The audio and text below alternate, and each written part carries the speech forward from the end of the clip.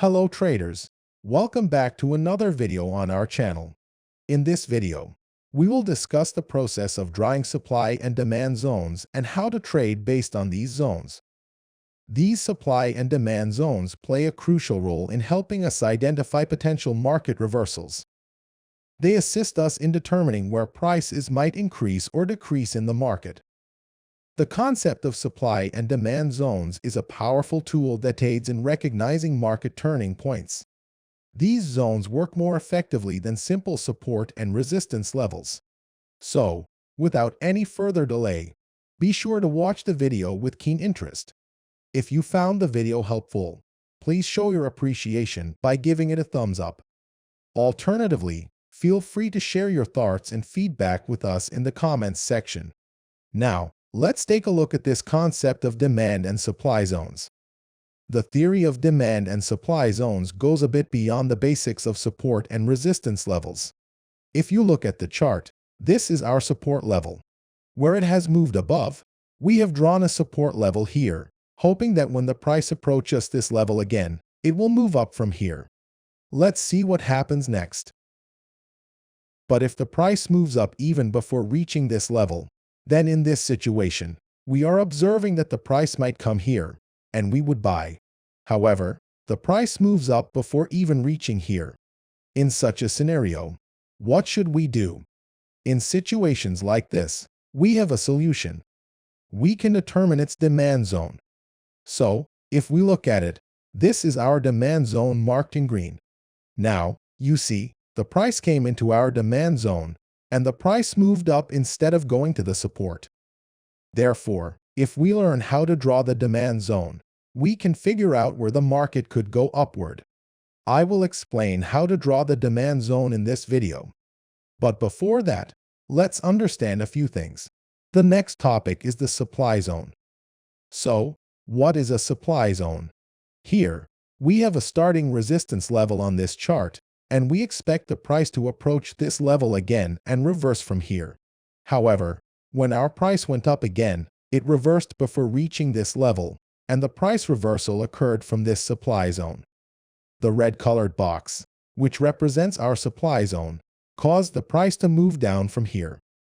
This presents the best opportunity for us to make better trades by marking the demand and supply zones from the support and resistance levels.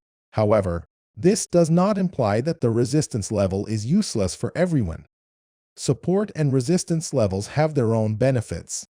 So now, let's understand how we draw the demand and supply zones. If you look at this chart, this is our support level. However, if we observe the price, you can see that it reversed from here before. So, how do we determine which level is the demand zone? It's not difficult at all. Marking the demand and supply zones is very easy. Let's understand how.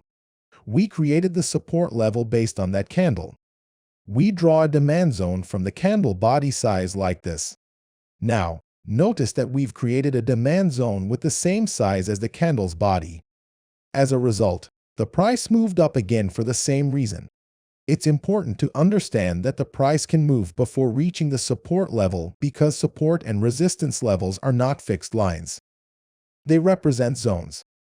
Changes in people's sentiment start happening even before the price reaches that support or resistance level. This is why identifying demand and supply zones provides us with better results. Similarly, we can draw the supply zone. Here you can see this is our resistance level. Now, take a look here. The candle's wick is very long, so in situations where the wick size is much larger, we will ignore the wick. Here, between the open price and the closing price, we can draw a supply zone like this. This is our rationale.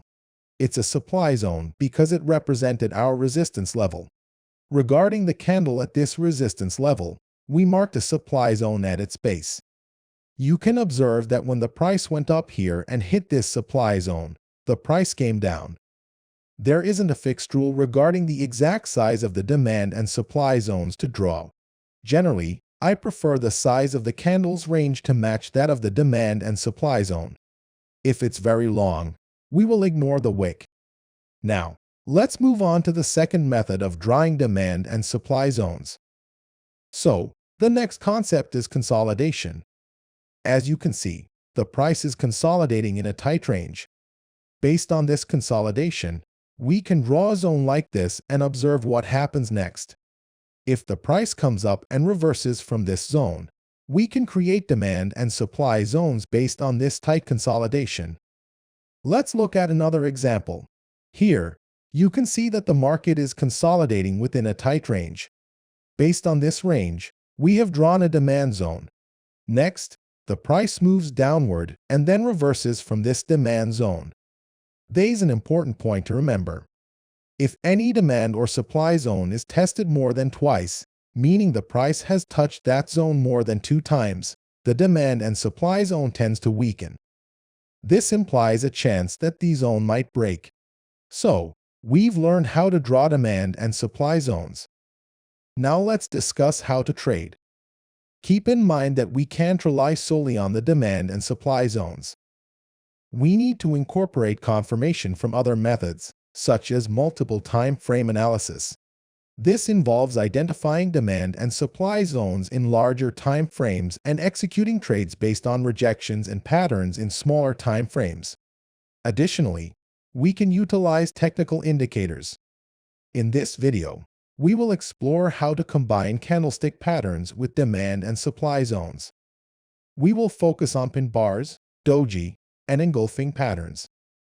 When the price approaches the demand level, we can observe a loss of momentum. This means that as the price approaches the demand level, the average candle size becomes smaller. Eventually, we start to see candles of the doji type or pin bar candles. This serves as a stronger indication that the price might move upward from this point. We will enter the trade when the high of the doji or pin bar breaks, confirmed by a healthy green candle.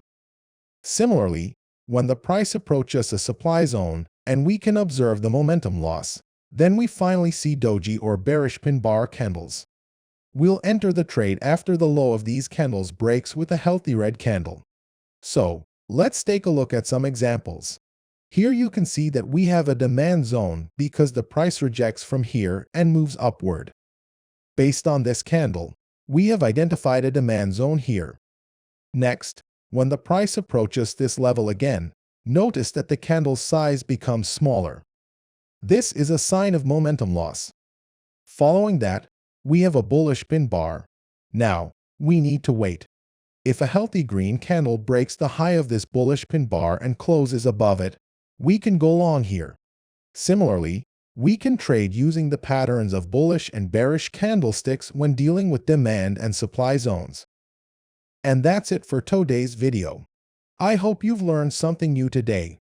If you have, please consider subscribing to our channel. By subscribing, you'll gain access to future videos where we provide even more advanced content. Until then, best of luck on your trading journey.